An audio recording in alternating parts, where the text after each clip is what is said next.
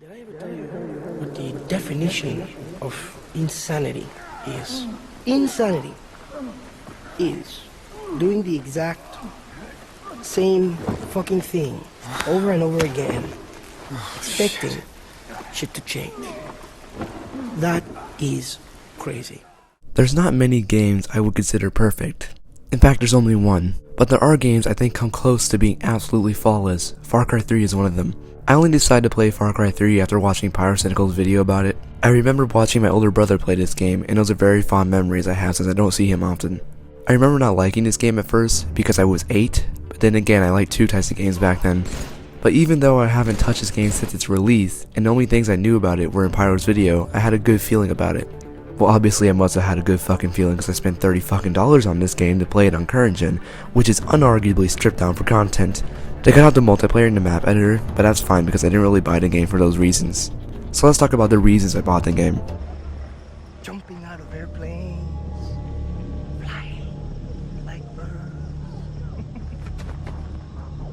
That is crazy. I like this phone. This is a nice fucking phone. Yes, I dedicated a whole chapter to the beginning of this game alone because it works so well. When we start the game, we're introduced to our rich boy protagonist Jason Brody and his rich white friends. We get a montage of them partying on an island and skydiving out of a fucking plane, having the time of their life, when suddenly, we are snapped out of it by this game's antagonist, Vaas Montenegro.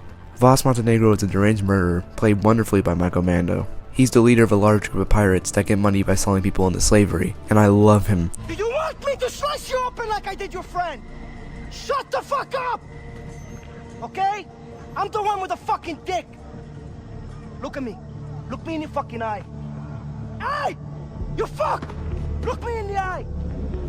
You're my bitch. I rule this fucking kingdom. Shut the fuck up, or you die.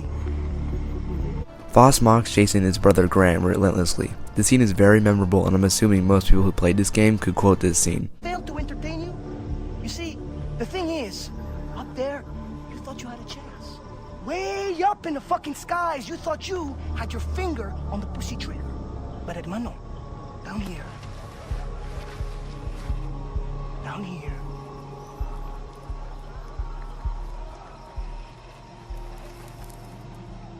You hit the ground. After being tormented by Vaas, he is called away by Hoyt, a character we see more of later, and probably the only person Vaas is scared of. Grant breaks free of his bonds, knocks out a guard, and you two begin to escape. During this intro, you feel very weak and slow. Your crouch walk is pathetic, and the only way you can defend yourself is by throwing rocks as distractions. Your brother Grant, however, has military training and guides you through the camp. He even yeets a knife into this dude. That's pretty dang epic, my guy. You steal a map, and you and Grant start your escape when Free the others, and then we're going home. Grant's death is really effective. It does its job of making the player feel alone and scared. The game gives you a button prompt, but it's impossible to save him. All sound for you and Jason is muffled besides the sound of Jason's voice and Grant, choking on his own blood. As Grant dies, Vaas begins to mock you again. He gives you a chance by letting you run into the jungle. He sends his men and dogs after you, assuming it'd be easy to catch you. He underestimates Jason from the start and only begins to realize your strength the more and more times you escape death. As you're running, a pirate jumps out and attempts to stab you. Jason wrestles a knife from him, and I found him! Jason's first kill is very effective. It's probably the first and last time killing a pirate leaves a lasting effect on the player. As the man bleeds out, Jason physically recoils from what he's done. He took the life of another human being, and there's no taking that back. Jason is chased across a bridge and it collapses, sending you barreling down the river at high speed. It seems for a second like Jason might not make it out of this one. He would have died not even 5 minutes after his brother, when suddenly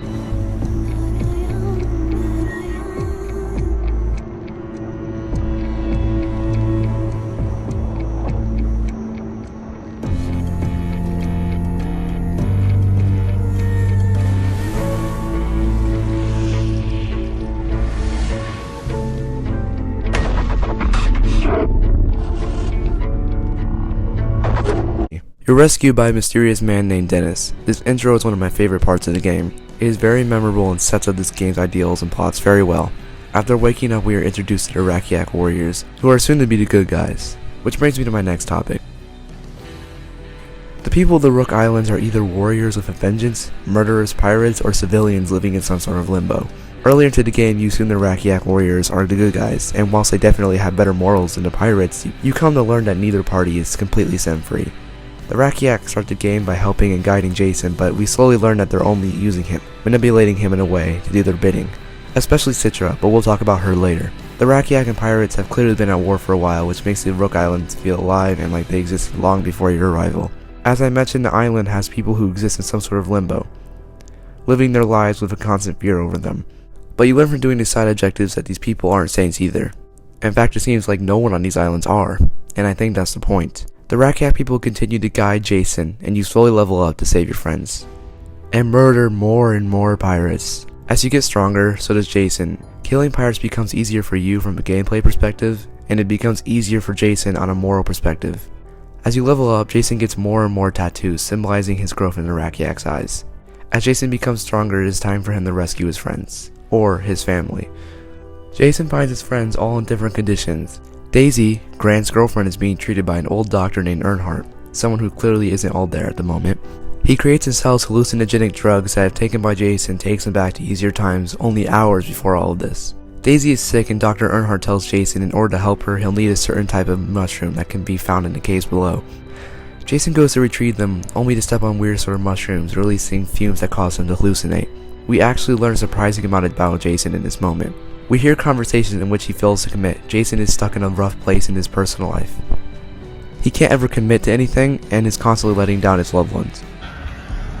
Studio called. I got the role. What about the rest of our vacation? I thought we could talk about this like grown-ups. Riley is your little brother. He looks up to you. Hey, you're gonna come to the house, right? That's not right.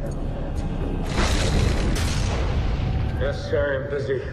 He in a way is the perfect person for the island to take advantage of. The killing and fighting makes Jason feel as if he's finally grown up, and found what he needed. But by the end of the game, the player is forced to embrace this or let it go for what is right. After healing Daisy, Jason tells her the unfortunate news.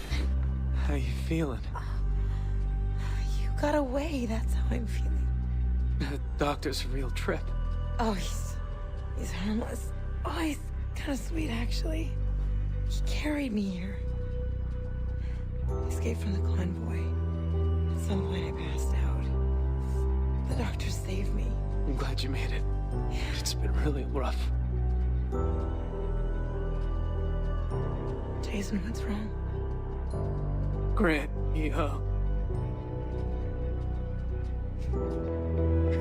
Stop. Daisy. No. I'm so sorry. So that's it? This is the first and probably last time we hear Jason confront his emotions and grieve for his brother. Something he chooses to ignore throughout the game is his pain, and he never really takes the time to grieve his losses. After finding Daisy, Jason begins to track down his girlfriend Lisa. He eventually gets captured and he wakes up in a room tied to a chair. In this room is his friend Oliver and his girlfriend Lisa. And to make this scene even better, our Lord and Savior arrives. Vaas begins filling the room with gasoline and begins questioning Jason about his new tattoos. Who gave you that ink? Ask you a question. At first it can be seen as him mocking you, but as the scene continues, you can tell he's becoming worried that you might be strong enough to defeat him. You think that makes you one of us? You think that makes you like me? Huh? California boy's got a hard on for jungle fever. I'm gonna drive a bullet through my sister's skull, like I did your brother Grant. Fuck you. You're angry, Jason. You are angry. Okay, I get that. I get it. I mean, without family, who the fuck are we?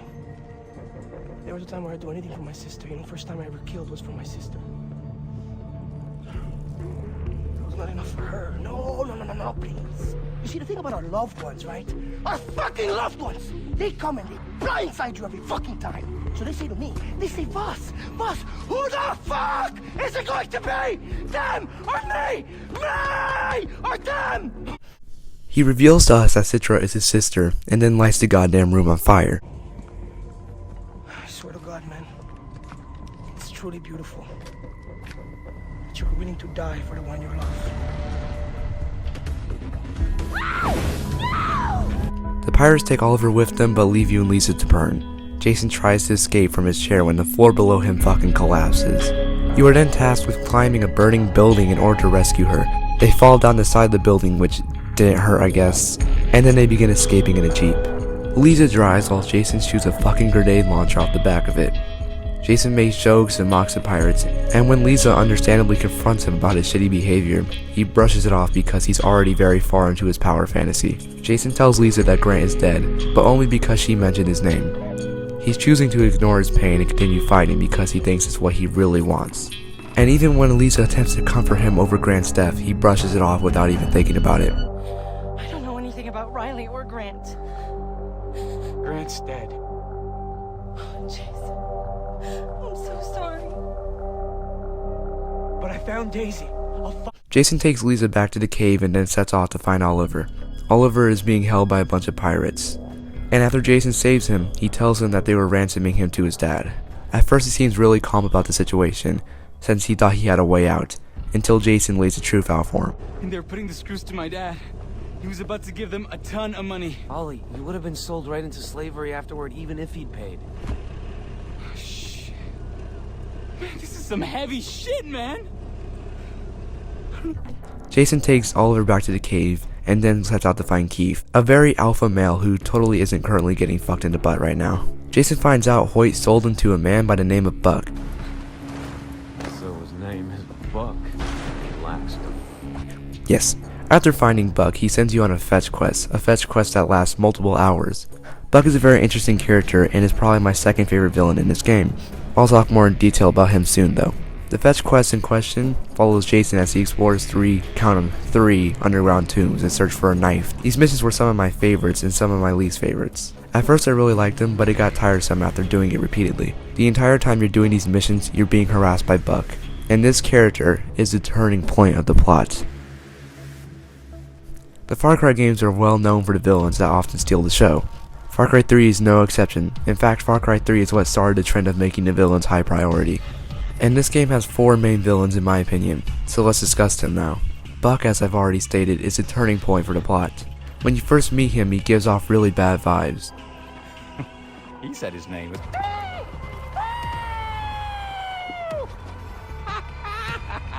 He's a very demanding and controlling person, and those kinds of idealistics clash with Jason's. For the next several hours of the game, you do Buck's bidding, as he constantly holds the fact that he has Keith over your head.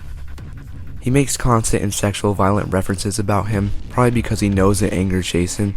He wants you to fetch a very old knife buried under the island. The same knife Citra wants from you, but I doubt either of these characters actually want the knife. Citra just wants to make a warrior out of you, and Buck wants to mess with his prey.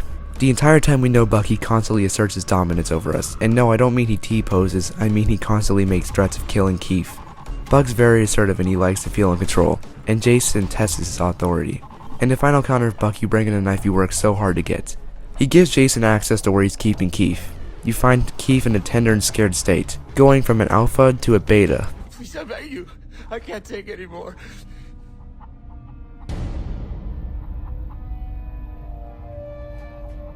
Jason, you gotta get me out of here. I'm begging you, please. You gotta get me out of here, man. I'm getting you out, okay? Yeah? You promise? You gotta promise me. Buck then confronts you, telling you that neither of you are going to leave. I am grateful, right? And, I'd really like to show my appreciation, you know. Proper. Like a man should. You said we could leave, you fuck! No, actually, what I said was, Keith could leave with you, but you're not going anywhere. We're walking through that You door. are what I say you are. Yeah. I'll take you bloody if you like. I like my meat rare. Jason then enters some sort of strange, warped room in his mind. This is what he does during key moments of the game. I think this is when Jason begins embracing his violent tendencies. After a quick QTE, you stab Buck with the knife you searched so hard for, and it's over as soon as it starts. You can really see Jason's change in character from the beginning of the game till now. In the beginning he recoils after his first kill, but now he barely bats an eye. After taking Keith back to the cave, he tells you the horrible truth that your little brother Riley is dead. This causes Jason to go over the edge, and he swears to kill all the pirates who caused this. They killed them. Vaas and Hoyt, those motherfuckers. Wasn't one brother enough? I'll get them. all of them. I swear. This is exactly what people who love him, such as Lisa, don't want, and people who are using him do want. Lisa tells Jason that he should stay and grieve, but he instead chooses to track down Vaas and kill him. But I'm saving Vaas for later, so let's talk about Hoyt. I do not like Hoyt. He's not a bad villain by any means, but he's certainly not as well written as people like Vaas. We barely see him throughout the game, and I wanted to talk about his emotional connection to Jason like the other villains have, but I just don't think there is one. And maybe that's the point. Maybe Hoyt is supposed to represent this business as a whole, and how there's many more horrible people like him that will continue his legacy after he's gone. Especially considering the fact that he mentions his powerful friends he has, suggesting that his death probably won't hurt the entire human trafficking business much. I also think Hoyt serves to bring out Jason's inner warrior, and I think this is also the peak of his power craze before the real finale. Which brings me to the next villain I want to discuss, Citra. Citra is not an ally and doesn't really love Jason, but that's just a theory. A game theory! Citra is the sister of Vaas, and she's just as evil in my opinion. She sees Jason's violent tendencies and preys on him, manipulating him to do her bidding. Her and all her allies continue to propel Jason's power fantasy by stroking his ego constantly. They don't tend to help him in battle, and people such as Dennis tend to feed Jason the idea that all his victories are his own and he should feel like a warrior. I think Citra's the final force for this idea. After hours of gameplay and leveling up, Citra tells Jason that he is the fiercest warrior in all of the land, and tells him that his foes will fall at his feet. Jason is strong like she says, but she soon comes to realize that he's stronger in more ways than she could have predicted. At first to her, he seems like a strong warrior who would protect her people, but he proves to be strong enough to make the right choice, even if it betrays her trust. I think I want to end the Far Cry 3 section by discussing Jason's character arc and his connection to Vaas Montenegro, because it's the best part of the game in my eyes. Hey Jason, you miss me? Did I ever tell you what the definition of insanity is? Jason and Vaas are in a way the same side of the coin. They both have violent tendencies and have troubled mental states. Vaas is the example of what Jason would become if he chose to stay on the island. Vaas is Jason, and Jason is Vaas. But there is one thing that separates them: Jason's humanity. Jason could easily go over the edge, but he manages to keep his balance because his family, Oliver, Keith, Daisy, Riley, Lisa, and Grant, all manage to keep Jason human. This game discusses the idea of family a lot. Vaas being pushed away by his family felt betrayed and ultimately led to his decline as a person. He went further down the rabbit hole. Early in the game, he can even be heard telling his villain his family just got him killed before putting a bullet in his head. This is the same way Vaas sees his family. Vaas feels personally angry Citra is using Jason to kill him, as that's why he goes on a long tangent over your tattoos. Vaas feels betrayed by his family. He feels as if his family got him killed. I think Vaas is scared of Jason, that's why he's so fascinated with him. No matter how many times Vaas tries to kill Jason, he fails, and Jason returns. And I think that's why Vaas opens up to him so much. You could just say that's him tormenting Jason, but I think it goes deeper than that. I think the definition of insanity applies to Vaas. He does the same things over and over again expecting things to change, but that only serves to make him more insane, and he knows this. That's why he doesn't really fight you when you kill him. He seems ready to embrace his demise rather than exist on this island anymore. Also, Vaas' death is my favorite villain death in any video game. The build up of seeing Jason for different pivotal moments become Vaas, showing that they are the same. Vaas mocks Jason about becoming a warrior, and even foreshadows the fact that she's using you. Wow, are you enjoying my sister's company? Huh? She's gonna make a warrior out of you. You're so fucked, Jason. Come on, pull the trigger. Vaas tells you to shoot him, forcing your hand in a way. But even after everything he had done, I couldn't bring myself to do it. After this, you fight off illusions of Vaas as he mocks you at the end of the path. Let me into your heart! Accept me as your savior! Nail me to the fucking cross! And let me be reborn! It sounds like Vaas spouting nonsense, but I think he means it. He likes to see himself as Jason's savior in a way, making him embrace his inner demons and his violent tendencies. Vaas is the driving point behind everything, and he knows it. Vaas is the only boss in the game that doesn't require a QTE to kill. You just simply perform a takedown and it's over. I'll let you watch the scene to see how effective it is.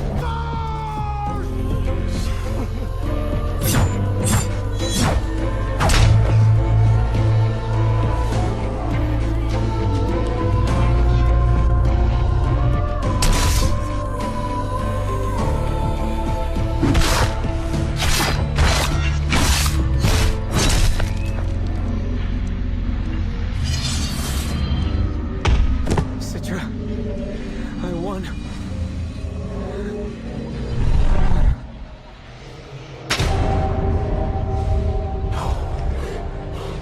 I love Michael Mando. He managed to bring this character to life in the best way possible. They did a live action series featuring Chris Mintz plays as the Vaas continuously tortured him. It's surprisingly funny and Michael Mando is perfect in it. I was really excited when he was casted as Scorpion in the Spider-Man movies, but the sequel came out and they didn't do Scorpion, so what the fuck, Marvel, get on that? That's like a license to print gold, my guy. Anyway, where was I? Vaas is dead, and this is one of the most memorable moments I've ever experienced in a video game. It almost didn't feel real, like Jason imagined the entire thing. But it's the beginning of the end for Jason's power fantasy, as there's one more hurdle he must come over. Jason Brody is on a downward spiral the entirety of Far Cry 3. He pushes his friends away and kills without hesitation.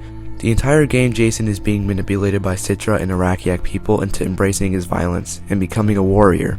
Jason thinks killing Vaas and Hoyt is what he needs to feel complete, but after killing Hoyt, he looks down at the room filled with corpses and proceeds to stare at his trembling hands, not being able to come to terms with what he's become, or maybe not choosing to acknowledge it. Jason has changed for the worse, and he needs to realize it. After saving Riley, yes, I forgot to mention he's not actually dead, Jason makes his way back to the cave, which he finds barren and Dr. Earnhardt bleeding out. The entire game, Jason was worried Vaas and his pirates would find his friends, but in the end it was the people he trusted most. They were the biggest threat to him.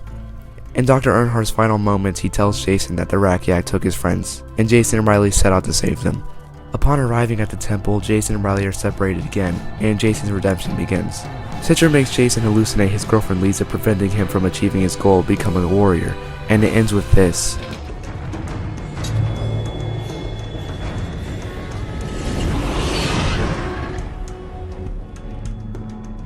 No, Jason, please, please. This moment decides whether or not Jason embraces his violence and becomes a warrior, or gives up what he wants for those he loves. Jason frees Lisa and his friends, ignoring the pleas of Citra, and throws the knife to the ground. The knife you spent so long fighting for now means nothing to him. And in a fit of rage, Dennis goes to stab Jason, only to take the life of Citra instead. And as she dies in Jason's arms and Dennis begs forgiveness, the beautiful theme starts to play. He's done a lot of unforgivable things. He's killed countless people, tortured his own brother, indirectly led to the death of Dr. Earnhardt, and almost killed Lisa, the woman he loves. We can really see the way the islands have changed him, and how he's become no better than the man he promised to kill. Vaas was right. Jason Brody is Vaas Montenegro. But instead of embracing that evil, he chooses to hold on to the last bit of humanity he has, his family. And in this moment, in this beautiful ending, Jason has come to terms with his flaws and has fully redeemed himself. And one of the best endings I've seen in a video game in my entire life.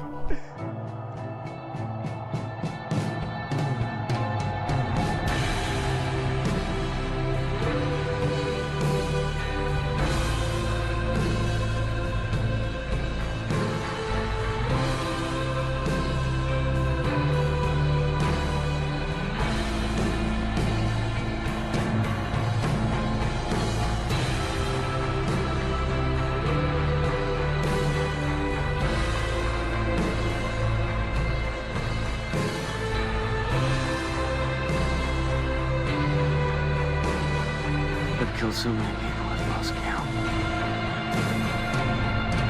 I can't come back from this. I'm a monster. I can feel the anger inside me. But I am still somewhere inside me more than that. Better than that.